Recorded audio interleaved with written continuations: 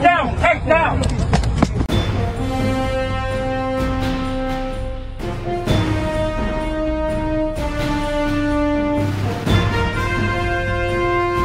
በአሁኑ ሰዓት የትራምፕ አድሚኒስትሬሽን ኦፊሻሎች የኢሚግሬሽን ኦፊሻሎች እጅግ በጣም በተጠናከረና ከወትሮው ለየት ባለ ሁኔታ 3000 ኢሚግራንትን ታርጌት ያደረገ እስር ሊያደርጉ እንደሆነ እያሳወቁ ይገኛሉ። We have some big news right now. ICE officials have been told to supercharge arrests as part of this mass deportation effort, according to latest reporting by Axios. Stephen Miller, the Deputy White House Chief of Staff, alongside Secretary of Homeland Security Kristi Noem, have essentially told ICE officials that they now need to be arresting up to 3,000 individuals per day, more than triple the original goal.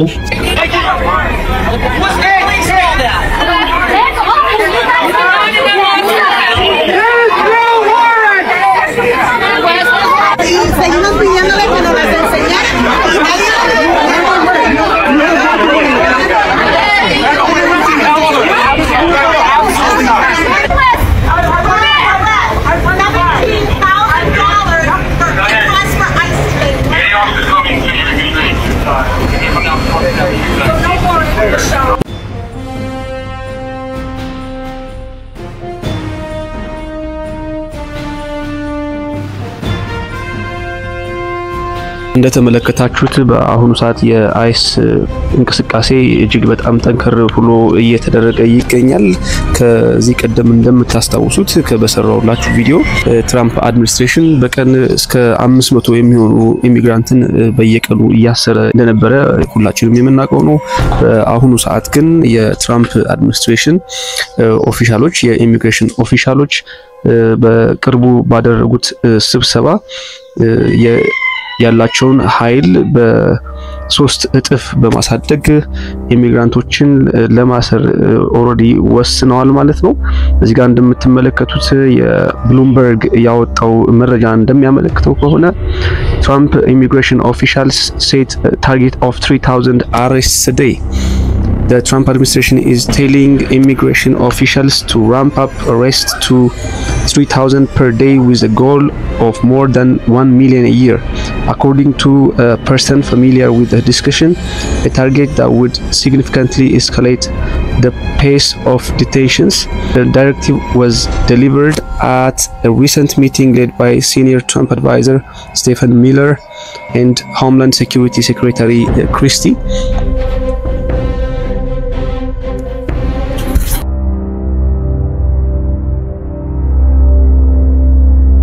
ብሉምበርግ እንደገለጸው ከሆነ እንግዲህ በአሁኑ ሰዓት 3000 የሚደርሱ ኢሚግራንትን በየቀኑ ለማሰርና አጠቃላይ እንግዲህ በአመት ወደ 1 ሚሊዮን የሚጠጉ ኢሚግራንትን ወደ ዲቴንሽን ሴንተር ለማስገባት እቅድ ተይዟል ማለት ነው።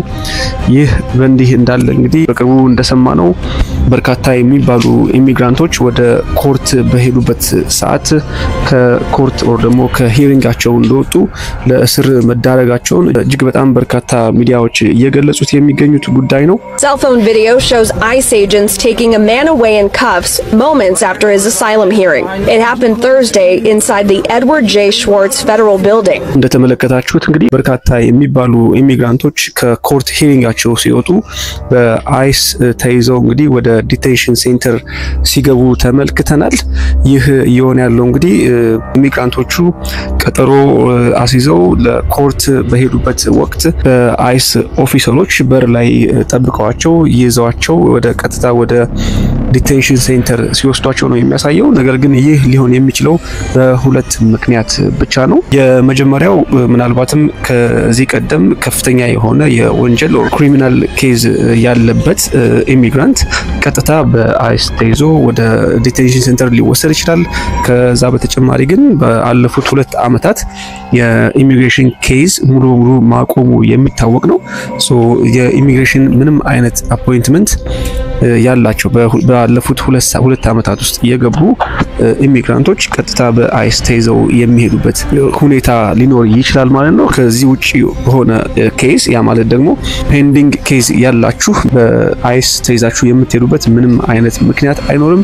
ኬዛችሁ ፔንዲንግ ላይ ከሆነ አይስ እናንተን ዲቴይን የማድረግ ኦር ደግሞ ወደ ዲቴንሽን ሴንተር የመውሰድ መብት አይኖርም ማለት ነው አንለስ የኮርቱ ዳኛ የናንተን ኬዝ ዲናይ ካላደረገና ምናልባት ጉዳያችሁን ክሎዝ ካላደረገው በቀር በአይስ የምትያዙበት ምንም ምክንያት አይኖርም ይህ ሊያሰጋችሁ አይገባም ማለት ነው Two types of immigrants being detained as they come out of their hearings. One, if you had any criminal issues in your history. Number two, if you came to the United States in the past 2 years and you applied for asylum or any other immigration benefit. Those two groups are being targeted right now. This is how it works. Remember, as long as you have a pending case, they can't remove you. What they do is you show up for the hearing, judge will dismiss your case. Now you don't have a pending case anymore. Come out of the court, ICE agents are waiting for you and getting detained.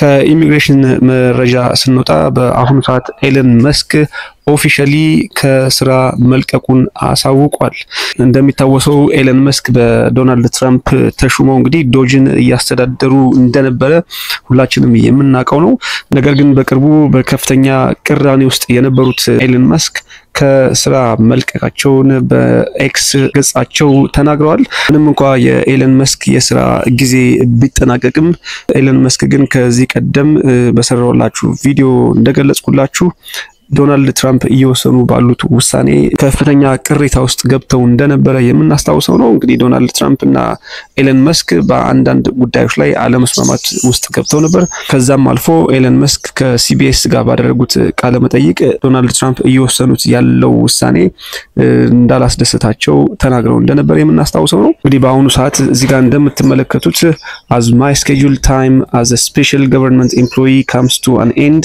I would like to thank President Donald Trump for the opportunity to reduce wasteful spending. The Doge mission will only strengthen over time as it becomes a way of life throughout the government. እንግዲህ ይህን መልእክታቸውን አስቀምጠው ኤለን መስክ ከስልጣናቸው መልቀቃቸውን በይፋ አሳውቀዋል ማለት ነው